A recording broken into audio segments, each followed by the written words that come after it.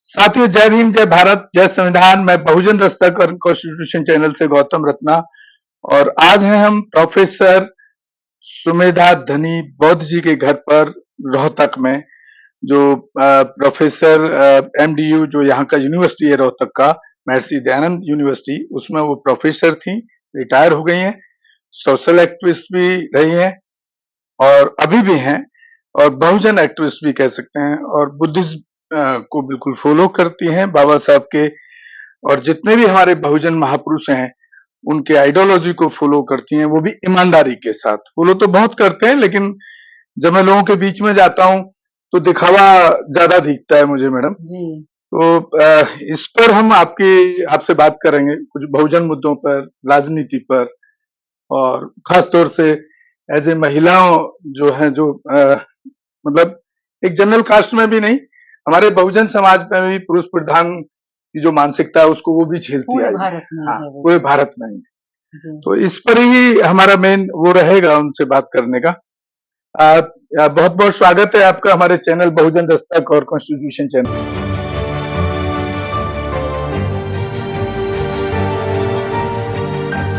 पर।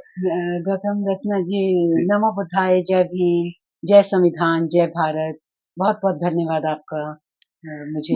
मैडम, आज जैसे कुछ आप क्योंकि अब तो आप रिटायर हैं, तो बड़ा फ्रीडम और ज्यादा भी है। पहले से भी तो प्रोफेसर बोलते रहते हैं, जी जी, बट लेकिन अब और ज्यादा हो जाता है कि प्रोफेसरों का काम ही जी बोलना जी। है। हाँ, कहीं खाते हैं। तो अभी कुछ जो गर्म मुद्दे हैं, उन पर मैं बात करना चाहूंगा। अच्छा जी।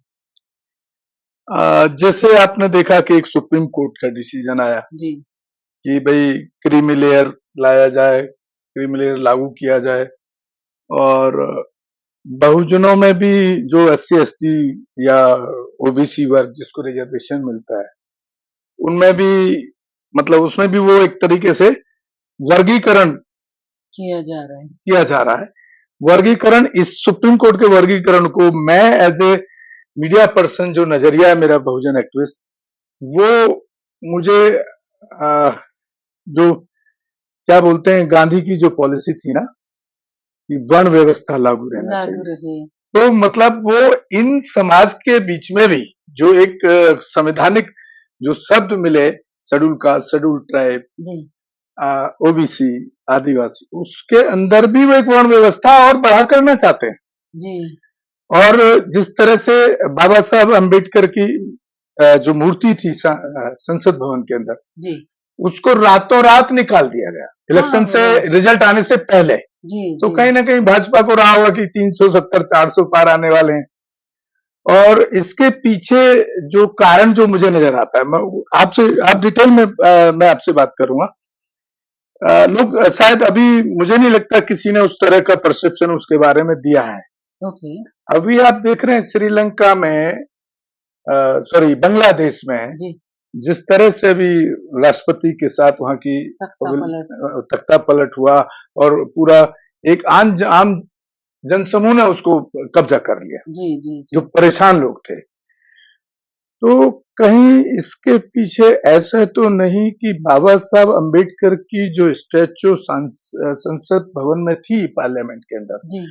और उस सिर्फ एक बाबा साहब अम्बेडकर के जन्मदिन और उनके परिनिर्वाण दिवस 6 दिसंबर और 14 अप्रैल को आम आदमी के लिए संसद के दरवाजे खुलते थे और सब जाके नमन हाँ, करते थे। पूरे देश का कोई भी आदमी जा सकता था, और पूरे देश से आते थे। हाँ, और हर सेक्शन का। और मैंने विदेशियों को भी देखा। जी जी। कहीं ऐसा तो नहीं इसमें मोदी जी घबरा गए हो कि कहीं संसद पे बहुजन कब्जा ना कर ले एकदम जबरदस्ती, क्योंकि एंट्री तो खुली गई। ये एंट्री तो पर पहले से खुली पहले से मतलब उसको वो मूर्ति के बिहार पे ही तो एंट्री खुलती थी, वैसे कहाँ आम आदमी जा सकता है वहां? वैसे तो नहीं जा सकता। तो कहीं ये मनसा तो नहीं है, ये भय तो नहीं हो गया है इस ब्राह्मणवादी मनवादी सरकार को कि इनको आम एंट्री मिल जाती है, और उस दिन तो लाखों लोग आते हैं, तो कहीं एकदम से कहीं पूरे संसद पे ये बहुजन समाज के वंचित लोग कब्जा ना। मैं तो जी वहाँ पे नमन करने जाती रही हूँ जी। 14 नवंबर को भी और 6 दिसंबर को भी, और मोदी जी भी आमने सामने ऐसे हमने खड़े देखा है। और उस वक्त जब मोदी जी प्रधानमंत्री बने ही थे, तो वहाँ पे कोई मोदी मोदी मोदी नहीं कर रहा था। वहाँ सारे भीम अमर रहे, जय भीम, डॉक्टर अम्बेडकर अमर रहे, एंड हमारे आदरणीय प्रधानमंत्री जी देख रहे थे और थोड़े अचंभे में से थे कि मैं कैसे स्थान पे आया हाँ, हुआ जहाँ पूरे हूँ। देश में और विदेश में मोदी मोदी चिल्लाया मोदी जी जाता है और यहाँ मोदी, पर यहाँ तो तो कोई भीम भीम हो रहा है और मैंने उनकी आंखों में ये देखा था तो इसको आप भय के कुछ रूप में साल देखते पहले। हैं कि कहीं कहीं बांग्लादेश की तरह ये लोग कहीं कब्जा ना कर लें। Certainly for a disliking और क्योंकि अगर मतलब बहुत सारे देशों के बड़े-बड़े जो नेता होते हैं तो वो केवल स्वयं के बारे सुनना चाहते हैं। लेकिन कोई भी जो देश है, उसको बनाने में बहुत सारे महानुभावों का कंट्रीब्यूशन रही होती है, तो हम उनको नहीं नकार सकते हैं। अब जैसे चाहे भगवान बुद्ध को हम पसंद करें या ना करें, लेकिन उन्होंने जो कंट्रीब्यूशन दिया हम नकार नहीं सकते। सम्राट अशोक ने जो दिए हम नकार नहीं सकते। चंद्रगुप्त मौर्य ने ये जिन बुद्धिस्ट फिलॉसफी के समय की बात है, जब भारत सोने की चिड़िया कहलाता था। तो अब मैंने जाके देखा, कनाडा में देखा, यूएसए में देखा कि वो ये तो बताते हैं कि भारत में प्राचीन यूनिवर्सिटी थी, नालंदा का भी कुछ नक्शा सा बना दिया। लेकिन कोई बुद्धिस्ट यूनिवर्सिटी नहीं कहता उसको। उसको तो वो इंडियन यूनिवर्सिटी कहते हैं। लेकिन उसमें तो बुद्धिस्ट मॉन्क रहते थे, दुनिया भर के उन्हीं की शिक्षा दीक्षा 10,000, होती थी। 15,000। तो वो एक बुद्धिस्ट मॉन्क्स की यूनिवर्सिटी थी, जहाँ पे वो वर्षों तक रह के ज्ञान प्राप्त करते थे, 10-15 वर्ष तक। तो ह्यूएन सांग भी कितने साल रह गए थे।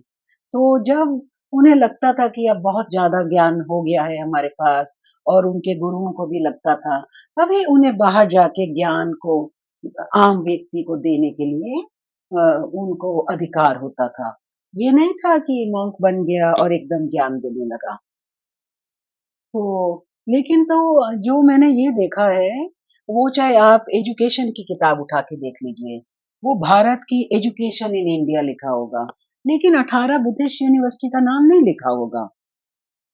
वो कहेंगे हमारा ये था, वो था, गुरु की परंपरा थी। फिर एक दाढ़ी वाला गुरु बना दिया जाता है, उसके पैरों में फूल डाल दिए जाते हैं। लेकिन जो विश्व का गुरु है, वो तो भगवान बुद्ध है। और हम कहें कि 70 देशों में भगवान बुद्ध की बहुत ज़्यादा मान्यता है और भारतवर्ष में ही भगवान बुद्ध के जितने स्थान हैं, वो सारनाथ हुआ, कुशीनगर हुआ, बोध गया हुआ।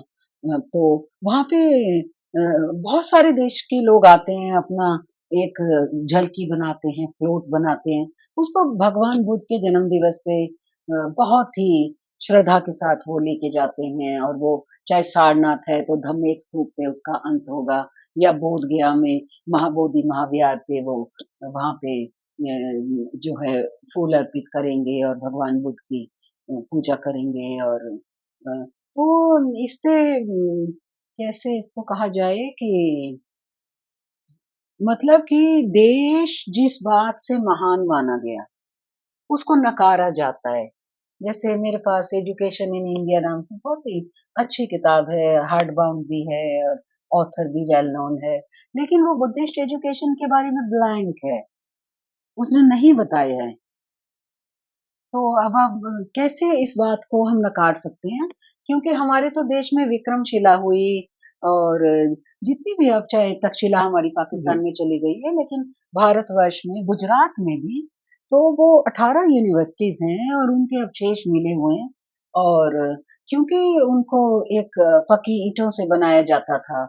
अब जैसे कहा जाता है कि नालंदा जो कि बड़े-बड़े साइंटिस्ट ने और पुरातत्वविद ने उन्होंने रिसर्च करके वो बताया है कि वो 9 मंजिला था। तो अब जो देखते हैं आप नीचे की मंजिल बची हुई है, तो वो उसको हम डेढ़ मंजिल के समान देख सकते हैं। मैंने जाके देखा है। ये सुप्रीम कोर्ट के डिसीजन को कैसे देख रहे हैं? जो अभी जो डिसीजन आया है सुप्रीम कोर्ट का, क्रीमी लेयर और अ अ एससी एसटी में भी एक वर्गी मतलब और उसको मतलब उसको डिवाइड किया जाए, इसको देखिए किस तरह से देखते हैं? मैं इसको इसको बाँटने के उससे ही देखा जा जैसे कि अब हम कहें कि सुप्रीम कोर्ट में कितने सारे जज हैं, वो सब ब्राह्मण हैं। कुल 400 परिवार में से आते हैं। वो अपने भाई-भतीजे को नहीं, बनाते उसमें हैं। एक आर एस गवई साहब तो हैं अपने कुलवंश में। हाँ, जो लेकिन 6 जज के पैनल ने जो अंग्रेजों डिसीजन के दिया, 7 वक़्त जज के से पैनल ने, हाँ, वो उनके साथ मिल गए होंगे ये तो। पर मेरा ये मानना है कि जब भारत में जज बनने के लिए एक अलग से परीक्षा नहीं होती है और वैसे ही बना दिया जाता है कि ये सीनियर वकील है, इसको जज बना दिया जाता है। तो कोई आईएएस, आईपीएस की तरह टेस्ट तो दिया कॉलेजियम नहीं। सिस्टम चालू कर दिया। कॉलेजियम और एक कई साल पुरानी खबर है कि गुजरात में जजेस का कोई टेस्ट हुआ था, वो सारे फेल हुए थे। बिकॉज़ उनमें कॉम्पिटिशन है ही नहीं कि हमने ज्ञान के बेस पे आगे कॉलेजियम सिस्टम को कैसे देखते? ये एक ब्राह्मणों की प्रभुसत्ता बनाए रखने के लिए एक ये सिस्टम है। ये तो अंग्रेजों के जमाने से। तो अब क्या है कि अब देखिए, आप चाहे पहली वो देखिए हमारी मंत्रालय आजादी के बाद, तो बाबा साहब कितनी मुश्किल से उसमें जा पाए और फाइनली उन्होंने कानून मंत्री से इस्तीफा भी दिया क्योंकि उन्हें साथ नहीं मिल रहा था हिंदू कोड बिल के लिए। यस, और वो नहीं चाहते थे कि जो मैंने इतनी मेहनत करके ये महिलाओं की सुरक्षा, अधिकार इत्यादि के लिए जो हमने उनको एक मानवीय रूप से पूरी तरह जीवन जी सकें, चाहे वो विधवा होने के बाद या बच्चा है या नहीं। हमारे चैनल बहुजन दस्तक को लाइक, शेयर, सब्सक्राइब देखना मत भूलिएगा। जय हिंद, जय भारत, जय संविधान। नमो बुद्धाय। धन्यवाद। चैनल आर्थिक समस्या से गुजर रहा है। अगर आप बहुजन समाज में बाबा साहेब अम्बेडकर और तथागत बुद्ध की विचारधारा को अधिक से अधिक लोगों तक पहुंचाना चाहते हैं तो हमें आर्थिक सहयोग प्रदान करें ताकि हम अपने चैनल के माध्यम से देश विदेश में समता, बंधुता, एकता और संवैधानिक अधिकारों को ज्यादा से ज्यादा लोगों तक पहुंचा सकें। आप अपनी सहायता राशि नीचे लिखे खाते में जमा करा सकते हैं। खाता धारक गौतम रत्ना, खाता संख्या 3169576865 IFSC कोड SBIN 0060336, बैंक भारतीय स्टेट बैंक। आप हमारे बैंक खाते का विवरण स्क्रीन पर भी देख सकते हैं। जय भीम, जय भीम। मैं गौतम रत्ना आपका बहुजन फिल्म प्रोडक्शन में स्वागत करता हूं और आप हमारे प्रोडक्शन हाउस के अंदर अपना कैरियर बना सकते हैं as a film director, as a producer and actor and actress and editor and cinematographer also. अगर आपको फिल्म से रिलेटेड कुछ भी प्रोजेक्ट आपको बनवाना है तो हमारे पास में पूरा सेटअप है जिसमें फिल्म कैमरा है, शूटिंग लाइट्स है और एडिटिंग है। सारा A to Z एक ही जगह पर आपको हमारे यहाँ पर मिल जाएगा। तो दोस्तों आप हमें कांटेक्ट कर सकते हैं हमारे नंबर्स पर 9810085714 और 8510005714। हमारे वेबसाइट पे विजिट कर सकते हैं www.filmserviceindia.com और हमें मेल भी कर सकते हैं gautamfilmsproduction@gmail.com पर।